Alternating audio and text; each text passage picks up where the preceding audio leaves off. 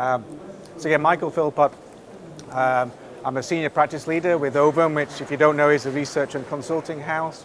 I've been in the broadband industry for about 25 years, firstly with BT and then more recently with Ovum.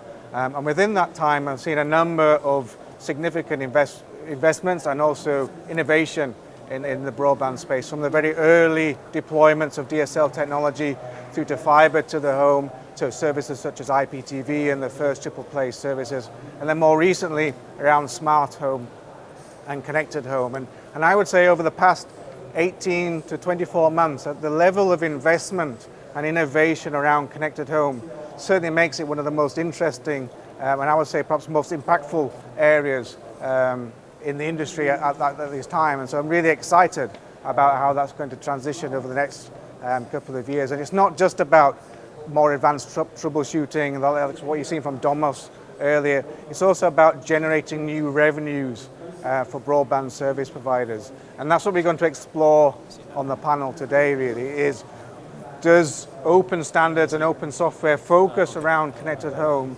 give advantages to broadband service providers to drive new service revenues around the connected home, give them advantage over those bigger tech players like Google and Amazon. So that's what we're going to explore on the panel today. So let's invite the panelists up onto the stage, please.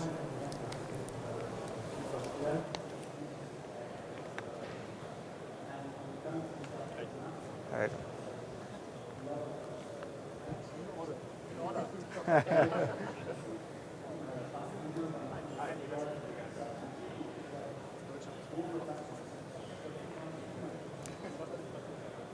Okay, so perhaps we could just start by introductions. So if we start from the left and then work down the line.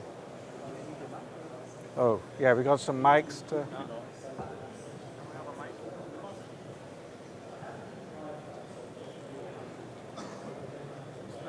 Oh, there we go. Okay.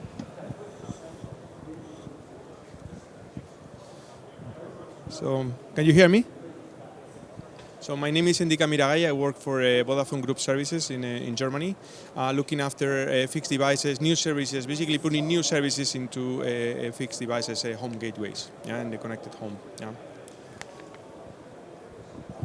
Hi, my name is Andy. I'm working at DT in the innovation area, mainly focusing on product innovation for end customers. And yeah, we are working on one project where we're also looking inside how we can leverage the power of our consumer environment in the home, and what of new services can we deliver there for end customers. Yeah, hello, I'm Mirko Lindner. I'm part of prpl Foundation, acting as the program director currently, and I also have a day job at Smartology Atran.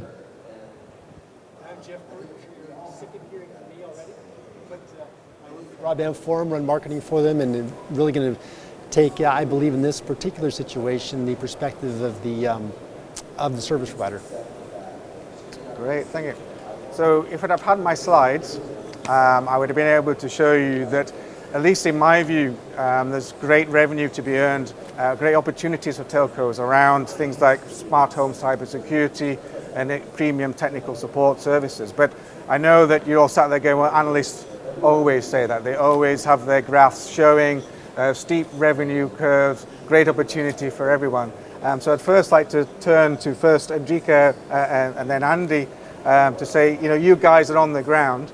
Are you seeing real opportunity for telcos in this space, but are you seeing real demand from consumers yet around those types of services? And also then, do you believe that these are the types of services that you can actually charge consumers for, or will you have to kind of give it away for free as part of a broadband bundle? So let me step back a bit. I mean, I think we are living now very interesting times in these fixed devices and the connected home. I come myself from the mobile products and services, so I see a similar trend happening years ago where you have mobiles and they were about calling and SMS, right? And there was an evolution to bring new products and services. I see that happening now in the fixed area. Demand, I think there is still the perception operators are providing the connectivity, right? And we need to kind of change this mindset to say there is much more than pure, bringing your cable to your door, right? There is much more than that. And Wi-Fi is a perfect example of that. So demand is something that will come, right? And it's coming slowly. What we know is that there is a problem to be solved, and we saw the Wi-Fi situation. So we know 70% of our customers in Spain have some kind of problems with Wi-Fi. You know, you pay 100 megabits per second, you get in most of your house, you get a fraction of that, right? So you get latency problems or not full speed, or connectivity problems. So that's a problem we can fix. Fully managed mesh solutions is an answer to that. And this is something that certainly we know that customers, will be willing to pay, to get your 100 megabits with low latency in your whole house. I think that's a service that will be recognized, for example. Other areas include security. It's becoming more and more important. And it's difficult with security because the better you do your job, the less visible it is, right? So if you do a perfect job, nobody realizes you are doing something for them. And the other area, as you said, is a smart home. And I think we can provide differentiation as well beyond what is just retail products, right? Again, providing a full service on that. And there are other areas as well to explore, providing a better gaming experience and some other things. I think there will be a recognition that, and people will be willing to pay for that. But it's going to be, a matter of communicating properly and also creating the right ecosystem. That happens on the mobile, right? I mean, it took, to have all the big Googles and those guys to come up with a good framework, that allowed to develop things and scale up properly. Sorry. No problem. So mainly covered all of the points already, but I would also say that we did a lot of customer research at the beginning of the year in some of our goals, and we also see there a high demand in such solutions for end customers. Is it a security area or is it a home Wi-Fi management area, where we're also seeing some benefits and also the willingness from customers to pay more, to get also more from us than just poor connectivity to the router. It's more that they also expect from us the connectivity to the couch or to the end-to-end connectivity to the garden or balcony, but also the on-top services like parental control or security are very important for them. But I mean, so you're seeing that interest, and obviously you see that there is a genuine need for those types of services. But what I'd really like to get at is, do you think consumers are ready to pay for that? Is there a trip point that they go from getting services perhaps for free to, this is a service that I really need, and therefore I'm willing to pay an extra €5 per month for? Yeah, I mean, just quickly, I mean, yes, they are willing to pay. I mean, you see that the question is, what do they want? How do they think they can fix the problem better, right? On the Wi-Fi you are seeing, they go to MediaMarkt and they buy an extender or repeater, let's say, right? That doesn't really fix their problem. It kind of patches the problem. So I think there is a willingness to pay. You just need to prove that you are really solving the problem in the right way. It's going to take a while. Yeah, I would also say there is a willingness to pay for the customers, and also maybe as an ISP we have to change the business logic behind it. So most likely that we're giving the customers warranty for internet connectivity, where they have to pay a monthly fee for that one, and we as an ISP would then provide them with the best connectivity for their needs and also with the hardware they need for that. I think it's interesting to think about it too from a macro perspective. I mean, I flew out here from San Francisco. Do you need a... Oh, I think I have it. Yeah. So I flew out here from San Francisco, and as I got on my plane, I paid for my seat, I paid for my luggage separately, right? I paid for a premium seat in addition to where my seat was, right? I had the opportunity for upgraded meals. I had the upgraded to pay duty free. All these things were actually part of the overall experience of flying. If you had put, you didn't go back 10 years, that was never the case, right? There was no segmentation of what the service was. That was redefined as a service by the airlines themselves to extract new value, right? Is your flying experience any better than it was before? That's arguable, but people will pay for these things depending upon how you actually approach it and how you package it. I can tell you right now that my cable bill is over $200 a month in the USA, right? And I'm not even getting all the premium packages out of that.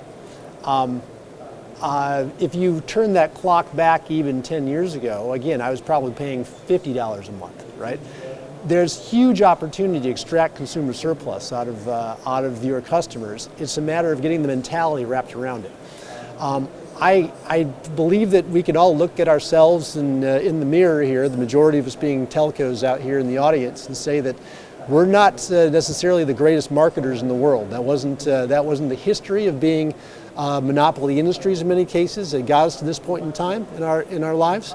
But going forward, right, the opportunity is really more of an imperative. In order for us to basically survive, we need to find ways to extract this opportunity out of the connected home. And we're being presented with all of these tools to go do it. All day has been about the tools that are available for us to seize this opportunity. And I'm excited for us all to basically run forward and do it. Yeah, if I could just add a minor point here. There are, if we look at the history when ISPs actually started looking at adding services to their CPEs, that was because the OTTs had already been there and the consumer had started to buy devices, add them to their home setup to actually get additional services. So I think it's not really a question of is the customer willing to pay for it. The question is more, can the ISPs find a business model that makes this work for the OTTs and the ISPs and then deliver it at a high quality to the customer whenever the customer wants. That's the real challenge that we're facing now. So actually that leads perfectly onto our second question, and start with yourself, Andy. What would you say are the biggest stumbling blocks or the biggest barriers that telcos are facing to try and turn this into reality, to start generating some new revenue from the connected home? I think the biggest challenges are the not well-defined infrastructure on the CPEs, or the coding base we have there, and also the limitation of the data model. And if you're seeing the advantages of USP, that is also very limited if you're looking at the current landscape in our countries. So with the limitation of Tier 69 or the bulk services for Tier 232, you always have to face some limitations, and that's a very huge mess and a key stopper for rolling out new services or new devices. I mean, I can speak from our side. As Vodafone, and probably is one of the companies that have the biggest problem with fragmentation, right? So we have covered different access technologies, a lot of legacy devices, and that's applicable to many other companies as well. So it's very difficult to roll out services where you have such a fragmented ecosystem, right?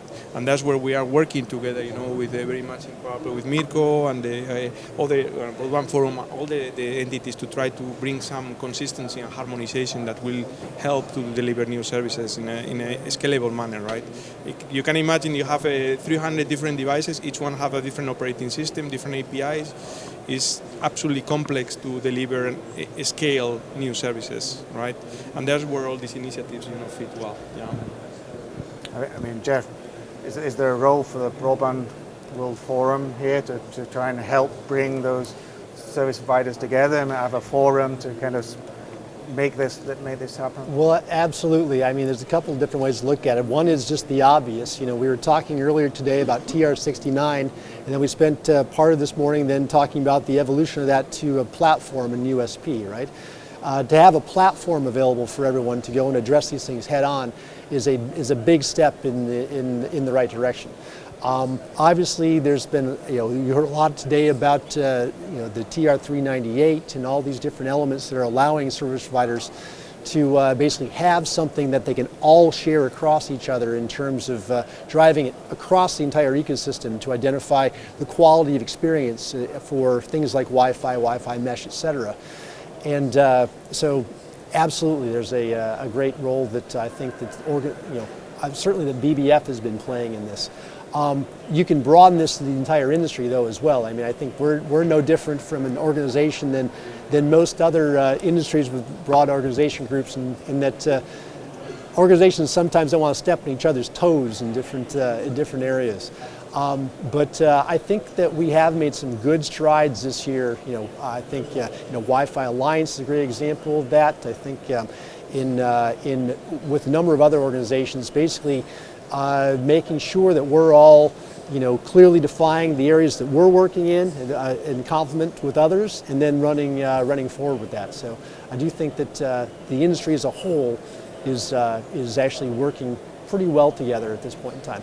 That said, I do think there's a macro issue involved here, though, right? Which is, I think that telcos overall, right, the telecommunications industry needs to get its head wrapped around the fact that it can compete with the Googles and the Microsofts and the Amazons of this world, right? And compete head on, because it's actually in a better And first of all, they have to, and they may be in a better position from a data perspective than from a customer relationship and service perspective than those entities. I mean, just to give a super high level perspective, you know, I have a hell of a time getting my my Outlook mail to work with my Google Mail just at any given day, right? These entities, the Googles of the world and the Amazons and Apples of the world, they want to keep relatively exclusive in their solutions that they bring to market. That isn't necessarily in the best interest of the consumer, right? I think service providers, on the other hand, can step back and provide best-in-class services with these platforms across all of these solutions, and really, you know, drive the experience forward as well as their own business models. So I think there's a great opportunity here in addressing this from an organization standpoint. Excellent. And Mirko, what about the Purple Foundation? What are the needs from an organization like yours to help drive this forward for telcos? Yeah, I think it fits perfectly to what Jeff just said. When you take the Broadband Forum as the entity that collects requirements from the different operators, then you still need that step further that takes you down to the silicon level to actually drive those requirements and translate them into technical concepts. And that's very much where the Purple Foundation comes in, where we provide that connectivity layer I was about to say, but it's the forum where those two interests can meet, where we then translate from very high level requirements, device management requirements, down to what does that actually mean on a software component level. How does a system have to be architected? How does that influence the BSPs that come from the silicon vendors? Things like that, and that's where the Purple Foundation fits in perfectly, I think, into this whole ecosystem of organizations that I fully agree have come together over the last year to be able to give ISPs the platform that they need to act like one of the internet giants without being one giant company, but instead to embrace this competitive landscape. And Andy, are you seeing that? Are you seeing that the standards that like the Purple Foundation and others are developing are starting to help you fight against the big tech companies? I think yes, and it's a matter of speed. So how fast can we get something like that to the market, to end customers? And I think that is then the crucial point there. Because I think end customers always have a strong relationship to the telco company or to the ISP providers there. And as one company, we are too small, but as a group of companies, as you mentioned before, it's a very strong company force there, where we can compete with them, my perspective. From Vodafone, a bit the same, right? I mean, I see Broadband Forum, Wi-Fi Alliance a bit more dedicated to standards, right? Which is very important. TR69 being one of the big examples, right? But you know, Purple Foundation fills the gap in terms of creating reference implementations, right? Where sometimes, you know, it's bringing the standards beyond just a pure paper into reality, and also defining other things. You know, I see Broadband Forum, for example, very much has been traditionally focused on the remote management aspect of the home gateways. Now we have services that run locally on the devices, and that's where we need to have, you know, an API. We need to have something that allows you the services to talk to the gateways, and that's where Purple Foundation, for example, have created this framework. And that's where we need to see how these things coexist. For example, USP, how now coexists with the whole concept around APIs defined by Purple, right? That's where we need to have all the entities, you know, talking together and so on. And we have good collaboration projects. For example, Purple Foundation with the Broadband Forum on the Purple Mesh Ovum initiative, right? For mesh solutions, and I think that's very helpful. Yeah. Are you seeing your vendors are buying into this as well? Because all vendors talk about open software and compliance standards, but at the same time they love proprietary solutions that lock you in. Are you starting to? You know, how are you starting to work with your vendors in this space? Yeah, I mean, yes, there is a bit of resistance, right? I will differentiate between the cable world and probably a DSL fiber. So in cable, there's been a bit more consistency because of the RDK initiative, right? An open source initiative, a bit driven by one company, but you know, but it's still an open source initiative where you have consistency. On the DSL space, you see a lot of fragmentation. So you see a lot of vendors that they took OpenWRT at some point in time and they created their own version, right? So you have a mix of complete different systems with proprietary APIs and so on, where one only common point I will say is probably all the data models, right? That's the only common point that all of them have, but you can stretch them as much. Data models were thought for one purpose, and it's not exactly delivering services necessarily to the gateways. And there is where we see this challenge. We are trying to communicate. We are putting that in our RFQs, right? So it's becoming more and more important that they comply with, these new initiatives like prpl, for example. So and I agree with the speed. We need to bring this fast. Yeah, that's something important. Otherwise, it's going to take too long. And I can tell you there are other players there, that will take over. That happens in other areas like mobile. Google and the likes, they are waiting there to get into the game. And they didn't. One of the reasons they didn't comply with the standards, for example. It was not until more recently that Google started to realize that they need to comply with the TRs and so on. But, it's important. Speed is going to be very important here. I think also we will push our vendors in the direction of the open source initiatives and also to be compliant with the prpl high-level APIs on that one, so that we can reuse services in one NATCO and can redeploy to other NATCOs. Otherwise, that is the only way where it makes sense for us as Deutsche Telekom. So really pushing the vendors in the direction. We don't want to buy proprietary solutions for you anymore. We want our own solution on a prpl foundation or on RDK, and that's the direction we are pushing them. I think it's important to note that the service providers have played a very substantial role in the last year or two in driving this forward, because they have been putting it into their RFPs. They've been being very specific about a lot of the foundational work that's being done, industry work that's being done, and that has really corralled, I think, a lot of the vendors to really understand that they need to play ball in order to really to have these opportunities with the major vendors. OEMs are manageable, right? Because we have control. We buy from OEMs, right?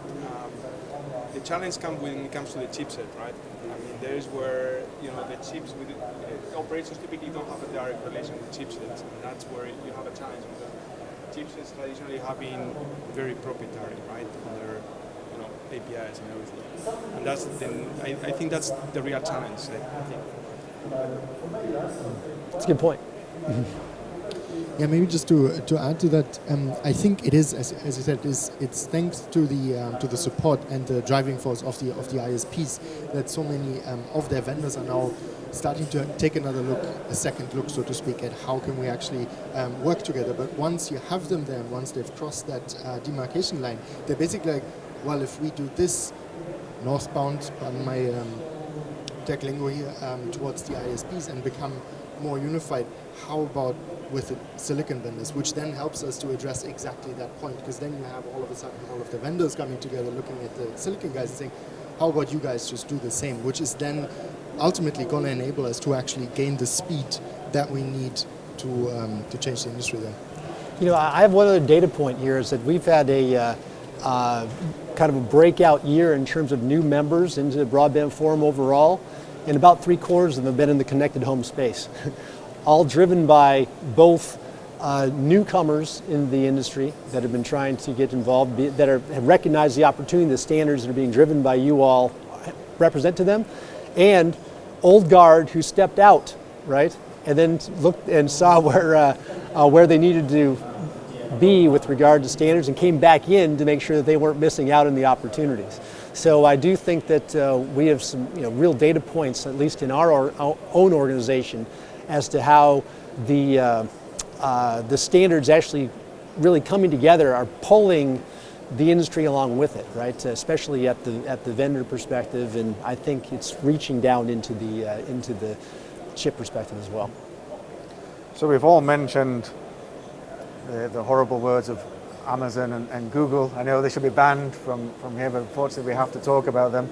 I mean, do you really believe that the standards are developing fast enough and the technology is developing fast enough to not compete with them, but give you an advantage so that you can deliver, you can find your own role within the connected home and deliver new services that will generate new revenues? Or actually, in the end of the day, will those big companies just come in and take that away from you and leave you as just being a broadband pipe provider, which is what you definitely don't want to be, but that's the threat, I suppose.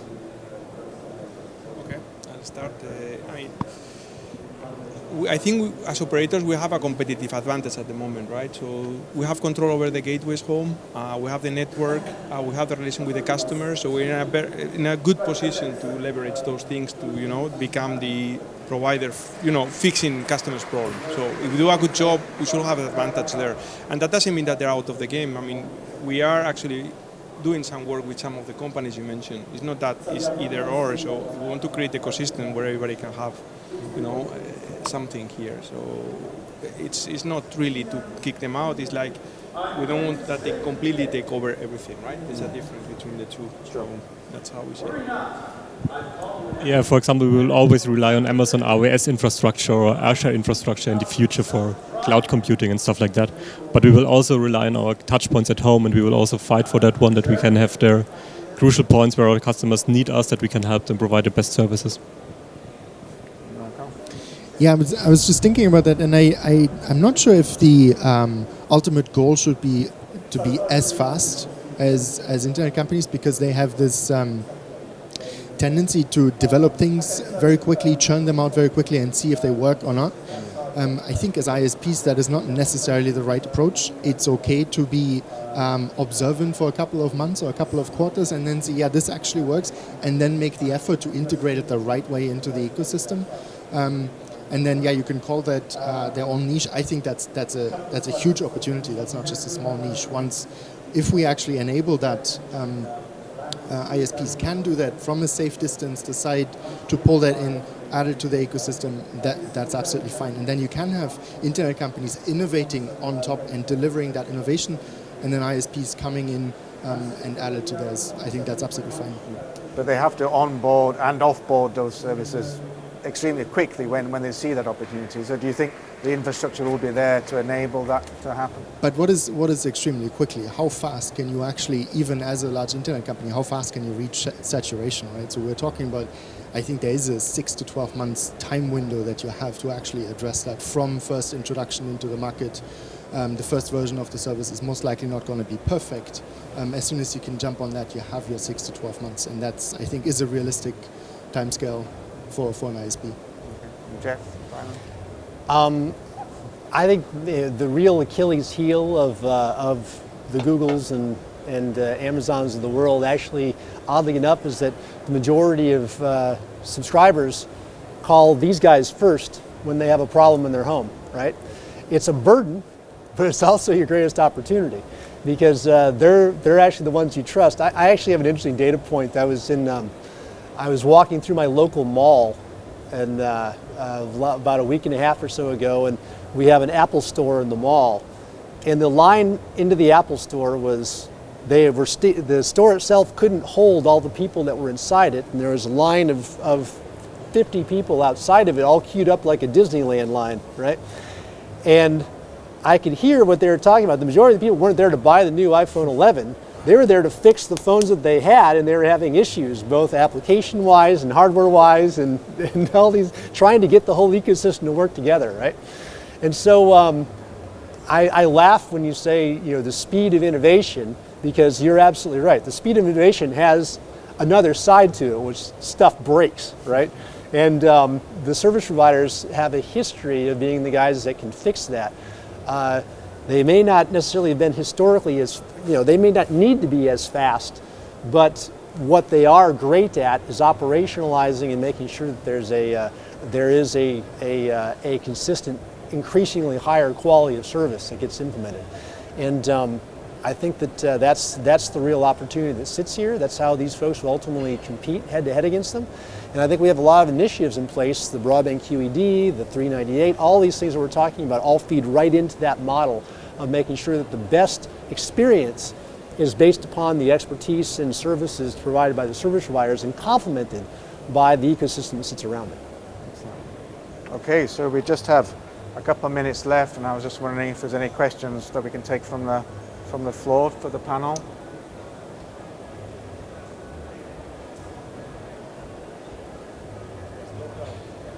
Can I borrow a mic?